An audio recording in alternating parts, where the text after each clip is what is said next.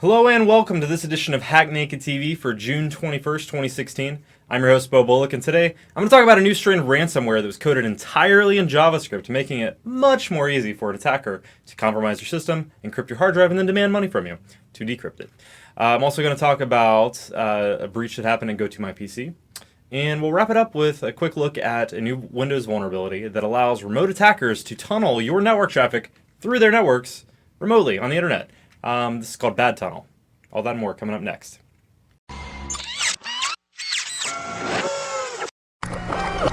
This is a Security Weekly production.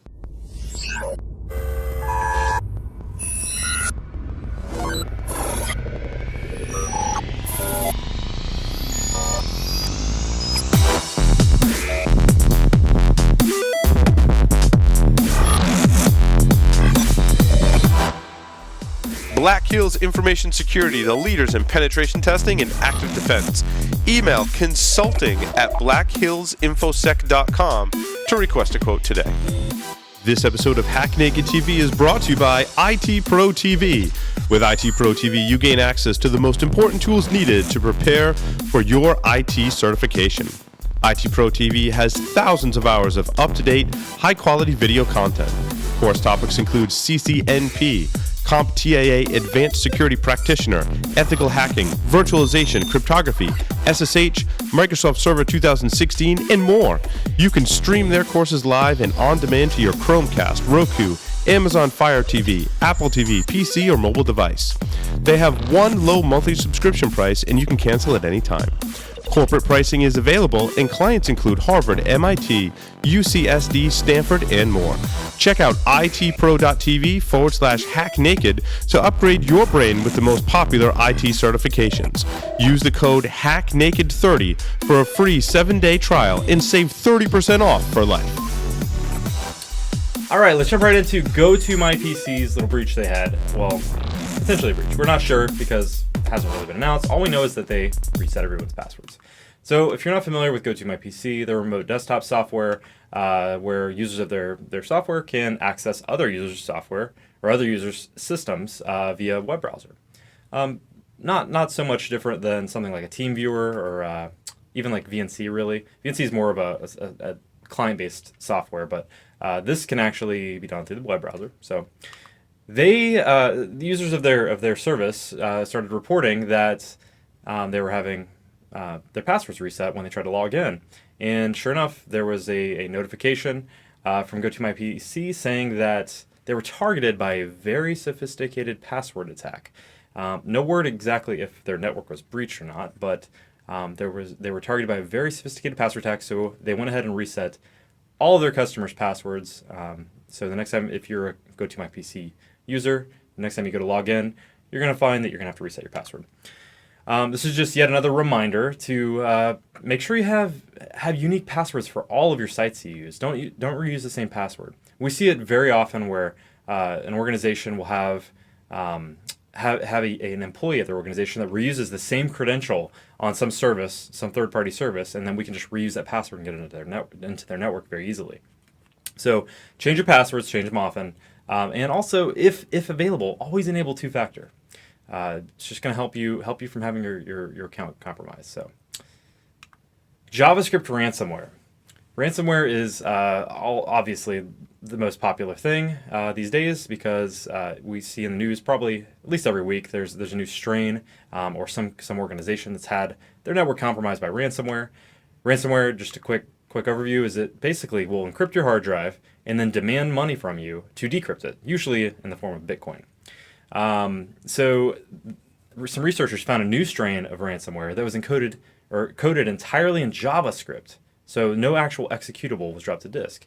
The reason this is a very bad thing is because JavaScript files are very easy to send via email as an attachment and get trick a user into opening it and then executing the code that's in the JavaScript. So if you were to double-click a JavaScript file on a Windows system by default, the Windows-based script host will run it as executable code. Exes, or executable files, are typically screened and maybe blocked by Windows or maybe even your antivirus software. But JavaScript files might go under the radar a little bit because they're pretty much just text files. So this particular ransomware does like what every other ransomware does. Once you run it, once you double click it, it will encrypt your hard drive and then demand $250 from you in order to decrypt it. That's actually kind of a low amount of the various ransomware numbers I've seen. I've seen the upwards of like $1,000 to decrypt. In some organizations, if they find out like the organization they've compromised is let's say a financial institution, they might have the upwards of like 10 grand, 100 grand to decrypt. So what do you do? One, avoid just opening every attachment you see. Don't just start downloading any attachment and opening it. That's a very, very common thing that gets preached in all social engineering training. Do your users actually follow that rule? Probably not. It's very common that we see that users just download and double click any file they have.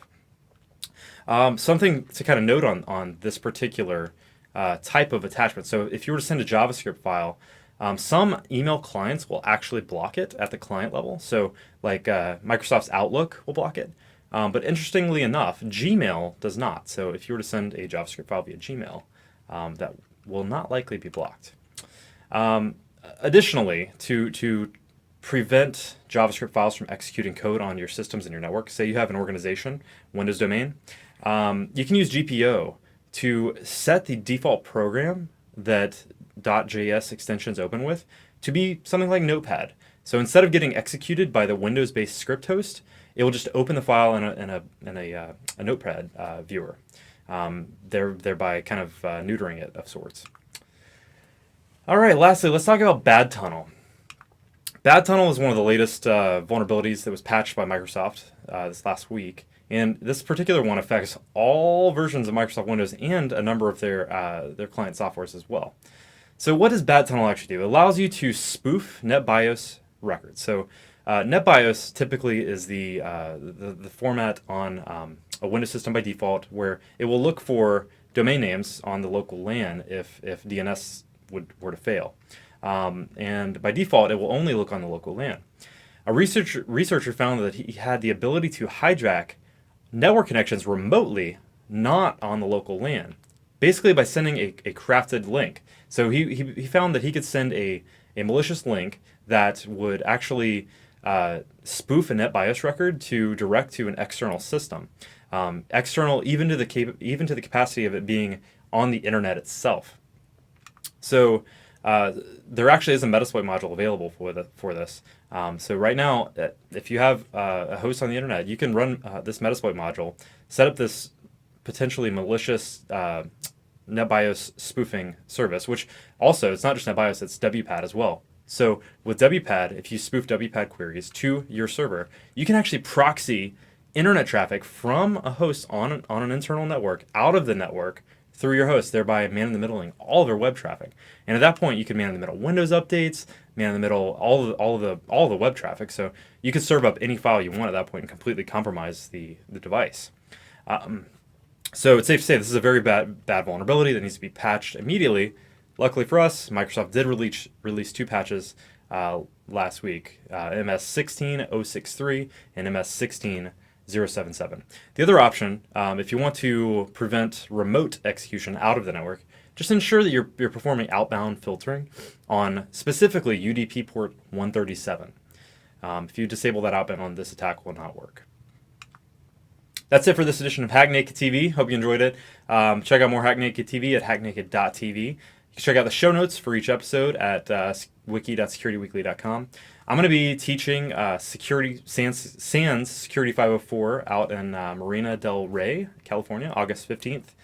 And you can visit the tiny URL link I have posted here, tinyurl.com/bow-sec504-aug16 to sign up for that course if you want to come take a SANS course from me.